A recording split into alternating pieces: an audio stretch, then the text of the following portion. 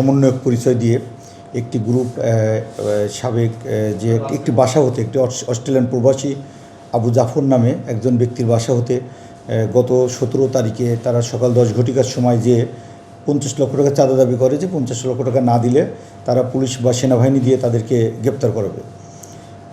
তারা পূর্বে আওয়ামী লীগ করতো।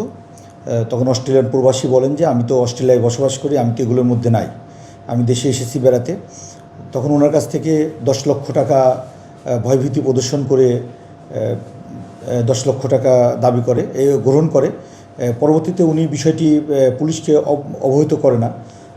পরবর্তীতে আরও 2 দিন পরে পুনরায় তারা বাকি 40 লক্ষ টাকা আনার জন্য যায়। বিষয়টা আমাদের তখনও অবগত করেনি ওই পরিবার থেকে। পরবর্তীতে আজকে বিকেল 5:30টার সময় এই আজকে যারা আটক হয়েছে তাদের মধ্যে রিয়াদ নামে একটি ছেলে, ও এর নেতৃত্বেই মূলত ঘটনাটা ঘটেছে।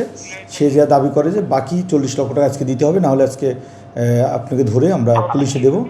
ওই অস্ট্রেলিয়ান প্রবাসী, ওনার নাম আবু জাফর, উনি তখন আমাদেরকে সংবাদ দেন যে সাহায্যের জন্য।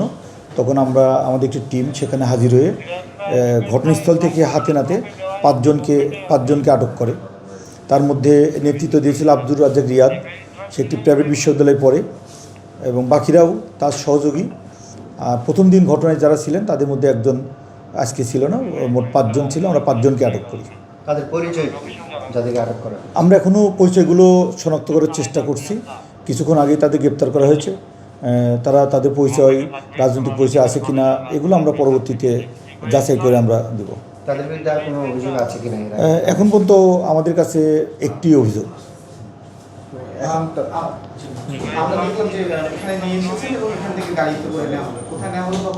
হ্যাঁ, এখানে আপনারা এটাও দেখেছেন যে থানার সামনে বৈষম্য আন্দোলনের গুলশান থানার পক্ষে একটি গ্রুপ, তারা যারা আটক হয়েছে তাদের বিরুদ্ধে স্লোগান দিচ্ছিল, চাঁদাবাজদের দেশে ঠাঁই নাই। বৈষম্য আন্দোলনের গুলশান থানা শাখার নেতৃবৃন্দ এরা থানার সামনে বিক্ষোভ প্রদর্শন করছিলেন যে কোনো চাঁদাবাজদের কোনো ঠাঁই নাই। যারা আটক হয়েছে তাদের বিরুদ্ধে স্লোগান দিচ্ছিল বৈষম্য আন্দোলনের গুলশান থানার যে সভাপতি জিহাদের নেতৃত্বে আর কি। আমরা এগুলো যাচাই বাছাই খতিয়ে দেখছি যে তাদের আদেও কোনো রাজনৈতিক পরিচয় আছে কিনা। এটা আমরা পরবর্তীতে দেখবো যে তাদের কোনো রাজনৈতিক পরিচয় আছে কিনা। এই মুহূর্তে আমাদের কাছে ওই ধরনের কোনো পরিচয় নাই। যারা গ্রেপ্তার হয়েছে তাদের নামগুলো একটু বলবেন? একজনের নাম আব্দুর রাজ্জাক রিয়াদ, আরেকজনের নাম সাদমান সর্দার, সেও প্রাইভেট প্রেসিডেন্সি ইউনিভার্সিটিতে পড়ে। তারপর একজনের নাম সিয়াম, সেও একটি প্রাইভেট বিশ্ববিদ্যালয়ে পড়ে। ইব্রাহিম হোসেন আছে, সেও একটি প্রাইভেট বিশ্ববিদ্যালয়ে পড়ে। আরেকজন আছে আমিনুল ইসলাম, সে কলেজে পড়ে। সবাইকে শিক্ষার্থী? হ্যাঁ, সবাই শিক্ষার্থী। 4জন প্রাইভেট বিশ্ববিদ্যালয়ে পড়ে প্রেসিডেন্সি ইউনিভার্সিটিতে, আর বাকি একজন পড়ে হলো একটি কলেজে, আর একজন পড়ে উত্তরাতে একটা ইউনিভার্সিটিতে। এ ব্যাপারে প্রপার একদম যথাযথ আইনগত ব্যবস্থা গ্রহণ করা আছে তাদের বিরুদ্ধে। ওই প্রবাসী, অস্ট্রেলিয়ান প্রবাসী, তিনি বাদী একটা অভিযোগ দাখিল করছে। আমরা কিছুক্ষণের মধ্যে এটা মামলা রুজু করব।